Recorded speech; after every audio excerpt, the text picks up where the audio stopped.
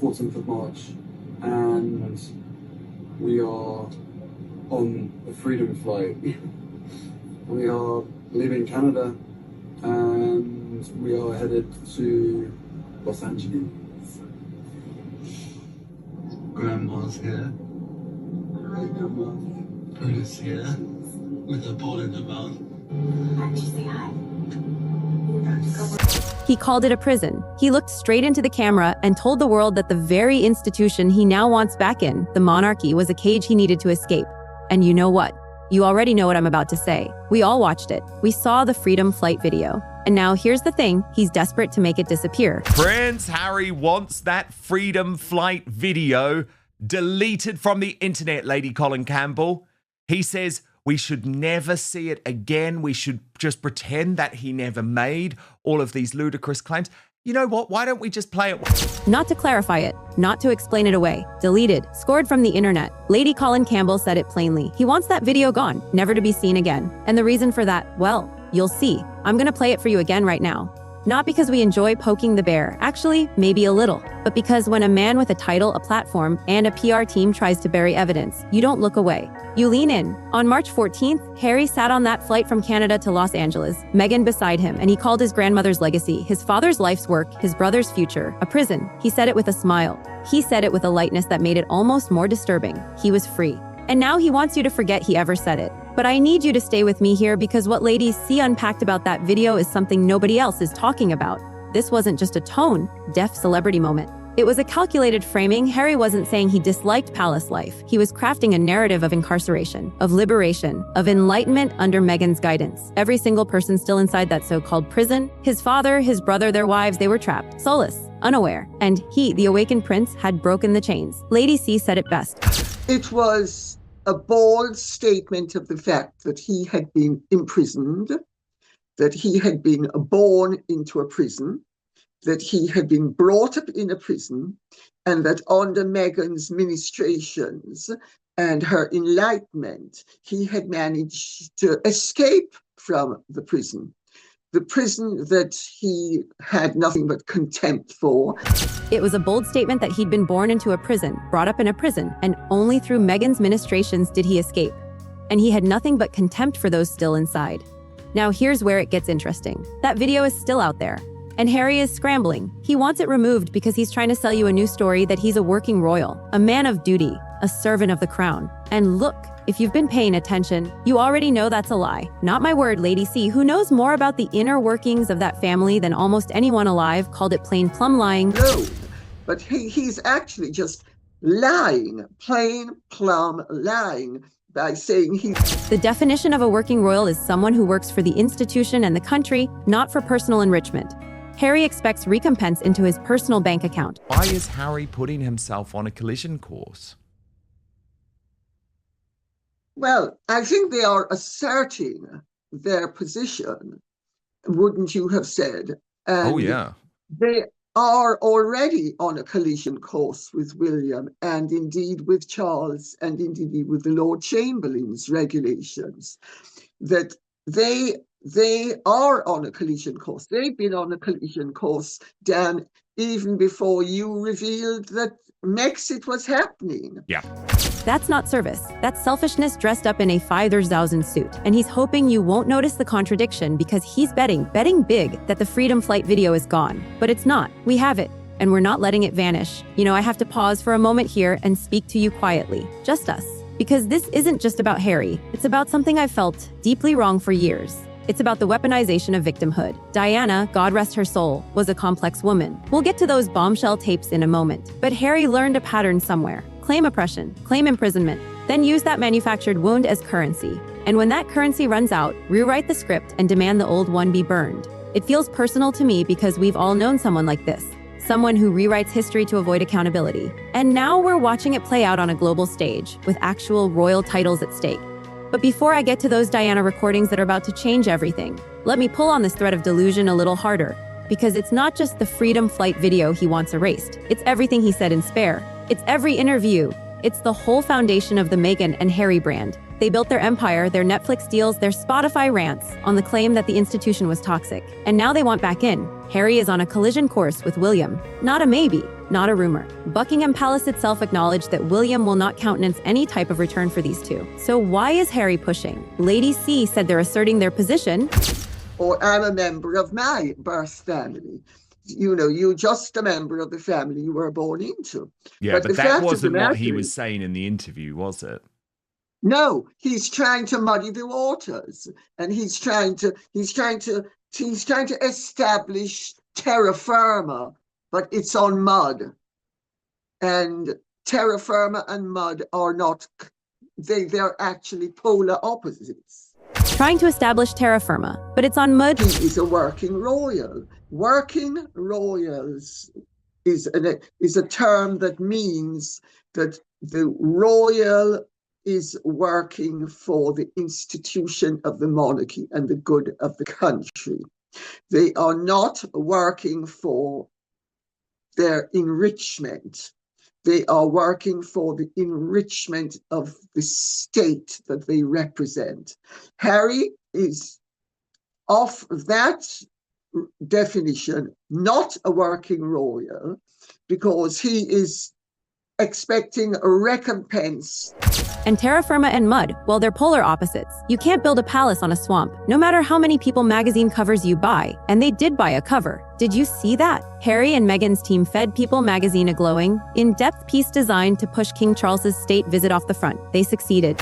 And ladies, see, all that we have seen this week in terms of the in-depth reporting, which was put out in People magazine, quite disgracefully actually, designed by Prince Harry and Meghan Markle's team to push King Charles's state visit from the cover, which it successfully managed to do. But I would just argue that harms People magazine. And I've been hearing from lots of outspoken viewers in the States, Lady C, who see they've gone into their super. But here's what they didn't count on. Viewers in the States, our people, walked into supermarkets, saw those copies, and left them right there on the rack. Anecdotally, far fewer people are buying. The sympathy they once had has dissipated. Lady C said it, their own gross actions have done this.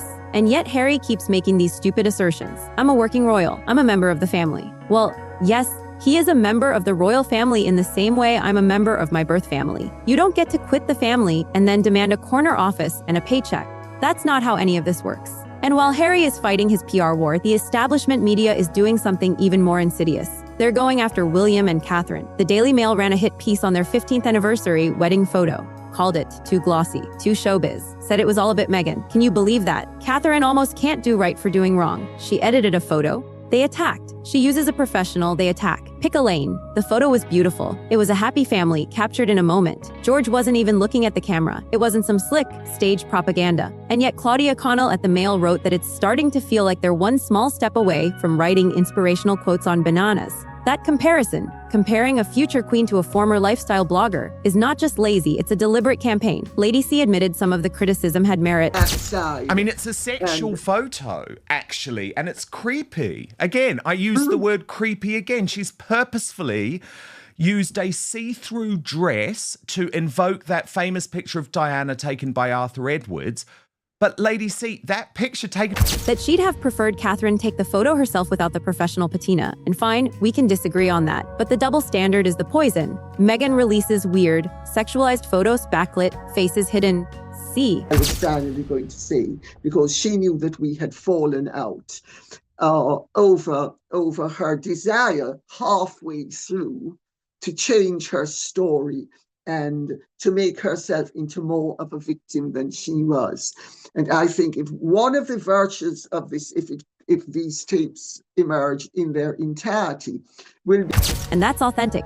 Harry and Meghan have 8 years of barefoot beach snaps, love hearts in the sand, and we mock them for it. But when Catherine releases one carefully styled family portrait, she's suddenly the imitator. No, just like I know, this is about protecting the narrative. Taub and Andre and the Palace PR machine, they need William and Catherine to fail. Because if they succeed, if they represent stability and actual service, then the Sussex brand of victimhood looks exactly like what it is, a tantrum. Now let me take a breath and bring you into something even bigger. The Diana tapes. 5 hours of secret recordings from 1991, smuggled out of Kensington Palace, given to Andrew Morton. And now for the first time, a 3-part series is coming. They're calling it Diana, the Unheard Truth. The release is planned for August 31st, 2027, the 30th anniversary of her death. Crass timing, yes. They're looking for a payday. But here's why we need to pay attention. The producers promise these tapes will change public perception. They'll show a resilient, perceptive, relatable young woman. But Lady C, who wrote the actual book on Diana before Morton did, before Diana fed him the victim narrative, dropped a truth bomb we cannot ignore.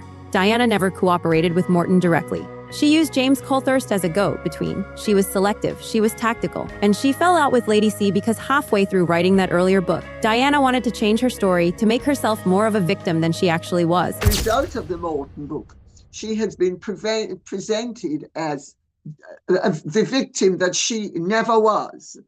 Diana was never the victim that she presented herself as being. That was a totally opportunistic move, so that when she left, because she wanted to leave Charles, she wanted to leave the royal way of life, she wanted to remarry and have a daughter. Those were her ambitions. And right here, I need you to really hear me. Diana was not the victim she presented. A manipulative person. And she had great charm. She could be very empathetic. She could be very sympathetic. She could be very affectionate. But for every virtue that Diana possessed, she possessed the corresponding failing in equal measure.